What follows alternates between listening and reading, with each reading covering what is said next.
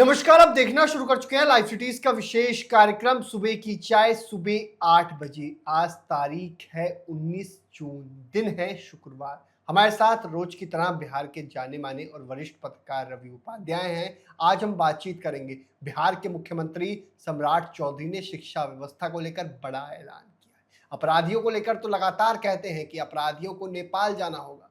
बिहार में हम हैं, यूपी में बाबा हैं और बंगाल में दादा हैं, अपराधियों को नेपाल भागना ही पड़ेगा। लेकिन अब यूनिवर्सिटी पर भी सम्राट चौधरी का एक्शन होगा, व्यवस्था को बेहतर किया जाएगा। तमाम जो यूनिवर्सिटी है, तमाम जो कॉलेज हैं, वहां बेहतर व्यवस्था होगी। पटना के कई कॉलेजों का उन्होंने नाम भी लिया है कि यहाँ यहाँ व्यवस्थाओं को ठीक किया जाएगा। बीएन कॉलेज की बात की है, कई कॉलेजों की बात की है। स्कूलों को लेकर भी कहा है, मिलर हाई स्कूल से शुरुआत की जाएगी, कई बेहतर व्यवस्थाओं को लेकर शुरुआत की जाएगी। वहीं आपको बता दें कि इनकाउंटर पर बड़ा सवाल उठा है। आरा में एक इनकाउंटर हुआ है, आपको पता है कि भरत तिवारी का इनकाउंटर हुआ है, जिसके बाद कल तो हाईवे जाम हुआ था।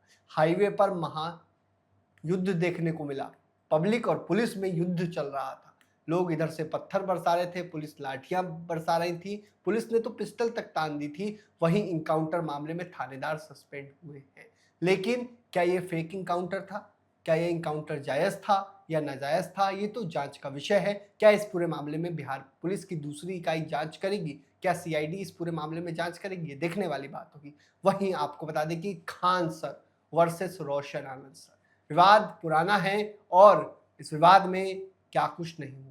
रोशन आनंद जब जेल में थे तो उनके भाई की मौत नेपाल में हुई, संदिग्ध मौत है। उसका पोस्टमार्टम रिपोर्ट को लेकर भी चर्चा का बाजार गर्म है। विसरा रिपोर्ट का इंतजार है, तो उस पूरे मामले को लेकर भी हम चर्चा करेंगे। साथ ही साथ बीपीएससी टीआरई 4 के अभ्यर्थी हैं, उनको लेकर एक बड़ी खबर सामने आई है। जुलाई में विज्ञापन सामने आएगा, ये तो शिक्षा मंत्री लगातार कह रहे हैं। लेकिन क्या 2 परीक्षाएं होंगी, पीटी मेंस दोनों ही परीक्षाएं होंगी? ये बड़ा सवाल उठ रहा है, तो समय भी ज़्यादा लगेगा। वहीं बिहार के कई जिलों में जो गर्मी पड़ रही है, उसको लेकर कई जिलों के डीएम ने स्कूलों को बंद रखने का आदेश दिया है। लेकिन सबसे पहले हम बात करेंगे सम्राट चौधरी। बिहार में लगातार हर चीज को ठीक करने की कोशिश कर रहे हैं। अपराधियों को ठीक तो किया जा रहा है, लेकिन बिहार के मुख्यमंत्री सम्राट चौधरी ने कहा कि कई कॉलेजों को ठीक किया जाएगा। नहीं, देखिए, सबसे बड़ी बात है कि आप शिक्षा व्यवस्था सरकार के फोकस में है। सम्राट चौधरी इस पर काम भी कर रहे हैं और आपने देखा भी किस तरीके से सम्राट की कैबिनेट में 2 मंत्री हैं शिक्षा विभाग देखने के लिए।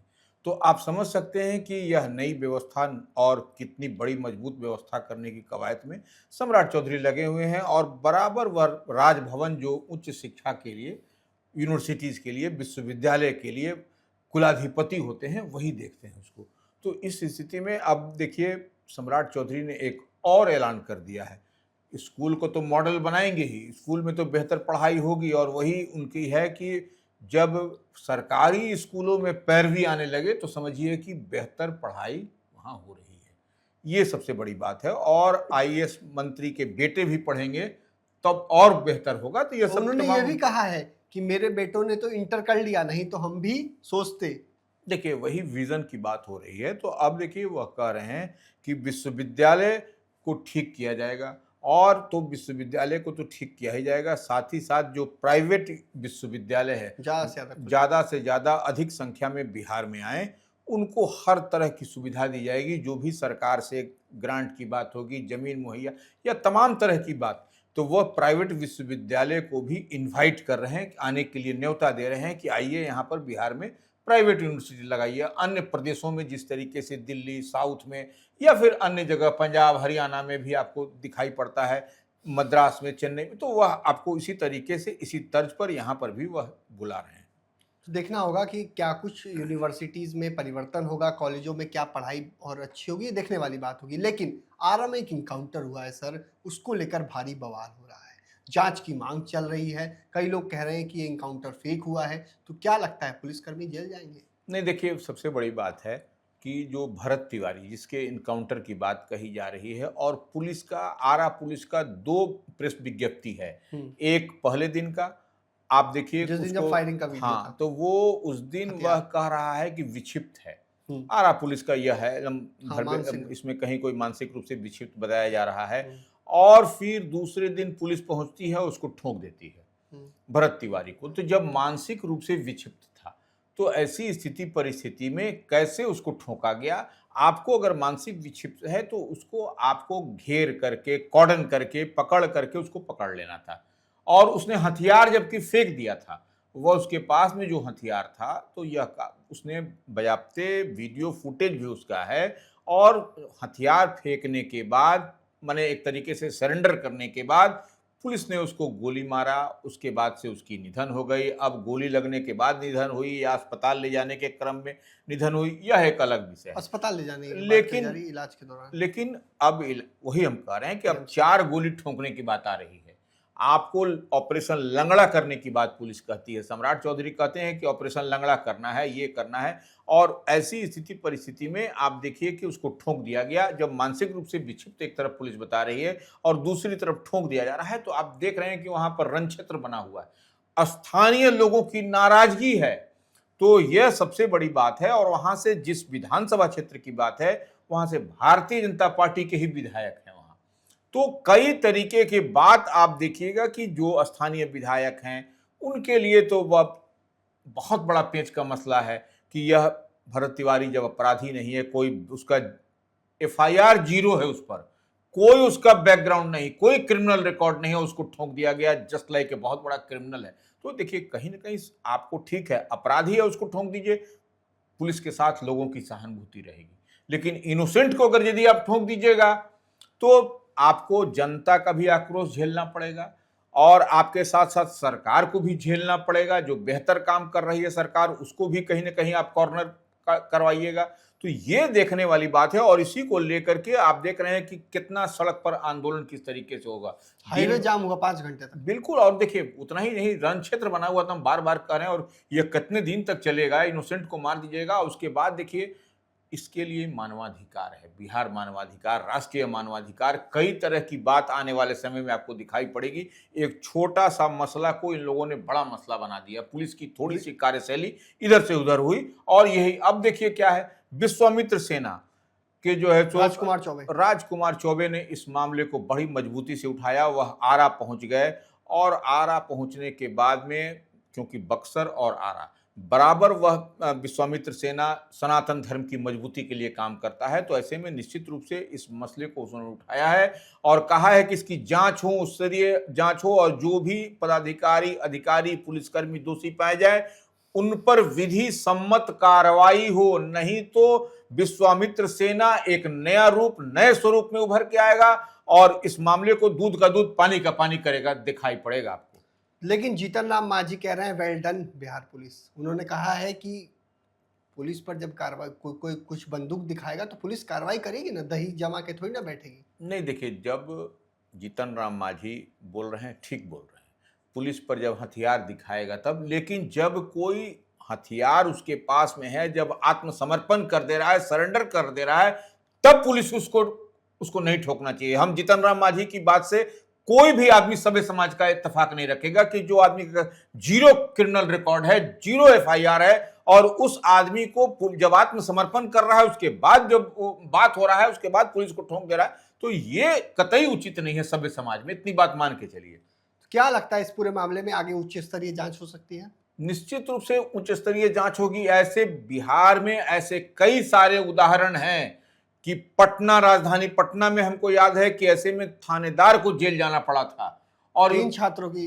निश्चित रूप से तो देखिए, आप अगर यदि यह कहीं नहीं आपके पास में कानून के रक्षक हैं तो कहीं भक्षक बनने की इजाजत कानून आपको नहीं देता है, ये भी जान लीजिए। आप रक्षक हैं हमारे लिए। देखिए, आपको अगर पुलिस पर आप कार्रवाई करिएगा, गोली मारिएगा, तब गोली पुलिस चलावे तो कोई ठीक है, आत्मरक्षार्थ गोली चलती है, उसमें कहीं कोई दिक्कत नहीं। लेकिन जब आदमी हाथ उठा करके सरेंडर कर मुद्रा में है, सरेंडर कर दिया है, हथियार फेंक दिया है, ऑन रिकॉर्ड है, आपको वीडियो दिखाई पड़ रहा है, तो ऐसी स्थिति में पुलिस को उसको बचा के रखना है। और पुलिस होती क्यों है? सबको ठोकती फिरेगी तब तो कोई नहीं रहेगा। ये भी भगवान भी, ईश्वर भी कहते हैं कि हम आपको नहीं मारेंगे। आपको अगर सबको मारिए देंगे भगवान, तो उनका भगवान का पूजा कौन करेगा? यह भगवान के लिए भी समस्या होती है। खैर चलिए, तो देखना होगा इस पूरे मामले में आगे क्या कुछ होता है। क्या पुलिस कर्मियों को जेल जाना भी पड़ सकता है, क्योंकि उच्च स्तरीय जांच की मांग की है और विधि सम्मत कार्रवाई की मांग की है। वहीं आपको बता दें कि खान सर और रोशन आनंद सर का मामला भी चल रहा है। खान सर के खिलाफ रोशन आनंद एफआईआर करने पहुंचते हैं, एफआईआर नहीं ली जाती है। उसके बाद अब कोर्ट का दरवाजा खटखटा सकते हैं। देखिए, ये रोशन आनंद और खान सर का विवाद कहीं न कहीं बड़ा पेंच फंसता हुआ है। शिक्षा जगत के लिए, बेहतरी के लिए, बिहार के लिए यह ठीक नहीं है। इतनी बात हम आप ये दोनों बड़े शिक्षक हैं, बड़े गुरु हैं और गुरु ही जब इस तरीके से उलझेंगे अपने यूएसपी के लिए, अपनी टीआरपी के लिए, तो यह ठीक नहीं है। और देखिए, प्लेस ऑफ ऑकरेंस कहाँ है? यह नेपाल में है। तो अब यहाँ पर एफआईआर कैसे होगा, क्या होगा, यह टेक्निकल अब विषय है। यह तो आप नहीं हो रहा है एफआईआर, तो आप जाके कोर्ट में जाके एफआईआर कर माने जा करके आप कर दीजिए कोर्ट में।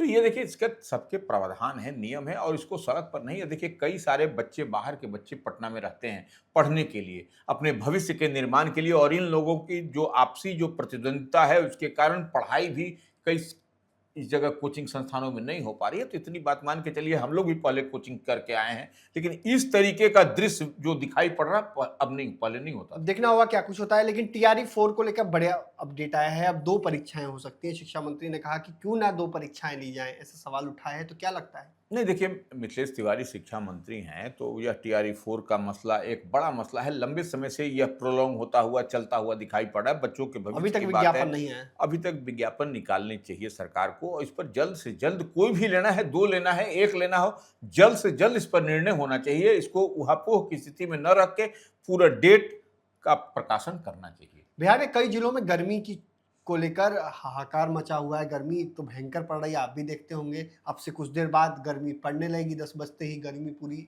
अपना रूप ले लेती है और इसको लेकर डीएम ने कई आदेश दिए हैं। कई जिलों के डीएम ने छुट्टी।